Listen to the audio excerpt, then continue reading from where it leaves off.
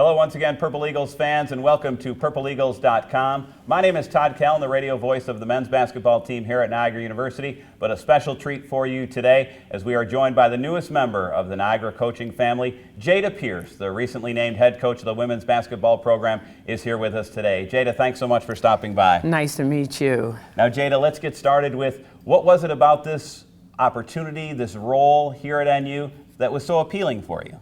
There were a lot of things, actually. My familiarity with the conference, so I've built a respect for Niagara University and thinking that this was a hidden gem.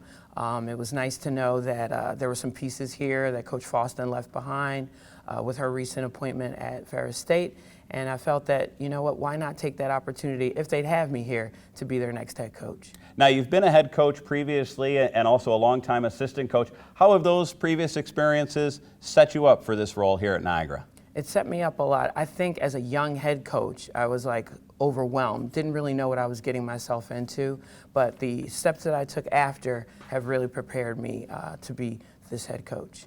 Now, give our fans a little bit of insight and the style of play that a Jada Pierce coach team will put out on the floor. I am hoping it will be high energy, that we provide a lot of intense defense that's very stingy, that teams won't want to come and play us, you know, because they know they're going to be in for a battle for 40 minutes.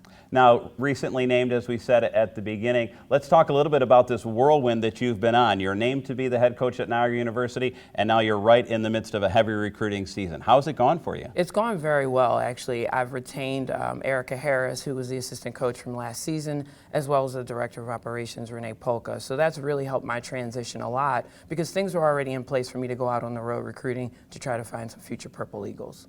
Now, Jada, you've experienced success as a player and also as a coach. Talk about some traits that you look for in a captain. I know you were a captain of your team that went to the regional semifinals in the NCAA tournament. Talk about some of those traits that you'll look for in your next Purple Eagles captain. Definitely. Just leadership qualities, not just vocal, but by example. Leaders do a great job of bringing people with them, bringing them to the point of where they are. And I feel there are some young ladies on this team right now that I think can help us do that. Let's talk a little bit about your team and the players that you have inherited as you come to the program. I know you've been able to spend some time with them, but what are some things that you've learned about the team that you have this year? Brief time with them because I have been on the road, but we've kept in constant communication via social media and with group text because, you know, they like to do that nowadays. Yeah. What I've learned is they're looking for consistency. They want someone that's going to challenge them every single day, and our staff will do that. We'll get them out of their comfort zone, and we will definitely work to get them to the point where they're having championship behavior every single day. Now, one of the things that we experience in this instant gratification society that we have right now is some of those students maybe would rather stay in their dorm rooms. How are you going to take the charge of getting some of those students to come on out, spend a couple of hours at the Gallagher Center enjoying some women's basketball? I guess we're going to have to make it enticing for them. I think food is a very good way to get them over here. I think our players have to do a better job of getting out and talking to their friends in the dorms. Heck, I can go over there as well to go generate some interest and literally bring them over here. Let's try to get some excitement going, and I want the Gallagher to continue to be a tough place to play, and we're going to need the fans, we're going to need the community, as well as staff to do that. Let's talk a little bit about the Gallagher Center and making it a tough place to play. You mentioned a member of the Maris coaching staff in 06-07. Talk about some of those memories that you have coming in here and how you'll like to maybe spin that to your advantage now. I like the atmosphere that it's small here, especially if we're going to press. You want to feel like everyone's on top of you, not just the kids on the court, but as well as the fans too. So I think that it was a tough place to play then, but I know it can be tougher if we can pack more people in. Now, Jada, you had, as I mentioned before, great success as a player. When did you realize that, you know what, I think even after I graduate, I want to stay in this game of basketball? When did you know you wanted to be a coach? I realized kind of halfway through. I was working basketball camps at Westchester where I went to school, and I loved teaching the game. I loved how the kids, once they got the light, that light bulb went on in their head, that they were like, wow, coach, I can do this.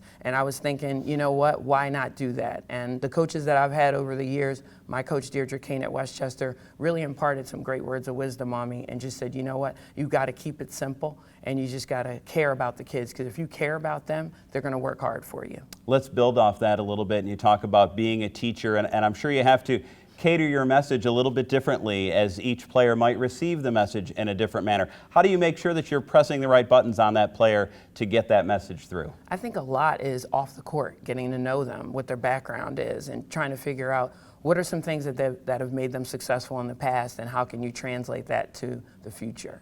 Now, we'll talk about the season that will open in November on the road at Texas Tech. I'm sure that it seems like it's just a couple of days away. Talk about maybe your game plan as you ramp up with a brand new team and get ready for that season ahead. Wow, I don't even want to think about Texas Tech right now. But if we're going to talk about it, you know what? You're going against the big dogs. That's going to help us prepare for Marist, for Quinnipiac, for Fairfield, and Siena. Those were some of the top teams from last year. I think going against a team like Texas Tech, I like to run, but we're probably not going to outrun them. So we're going to have to slow it down a bit, take our chances when we can run, and then go from there.